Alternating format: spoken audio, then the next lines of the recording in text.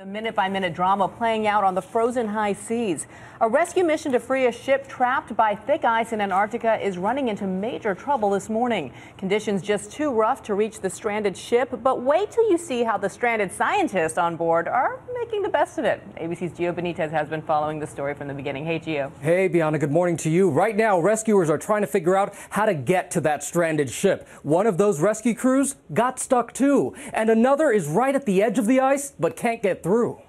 This morning, in the midst of brutal storms, this Chinese icebreaker sent to and couldn't get frozen mess and couldn't get through, forced to turn back, leaving the 74 tourists. The vessel is perfectly safe, but we can't make a passage forward. They're enduring those low temperatures and 50-mile-per-hour winds. Expedition leader Chris Turney joining us from Antarctica. Chris, what's going through your mind right now knowing that icebreaker has turned back? It's sort of frustrating again that we can see hope and help, but unfortunately at the moment we're just in an isolated position still. And they were so hopeful. What's that on the horizon, Chris? That's the icebreaker coming to rescue us, Alok. Brilliant. Those penguins in the foreground, the Chinese icebreaker in the back. Now the hope is that another icebreaker on the way from Australia can make it through the ice. The stranded ship first got stuck Christmas morning on the way back to Australia after visiting a legendary polar exploration site in Antarctica.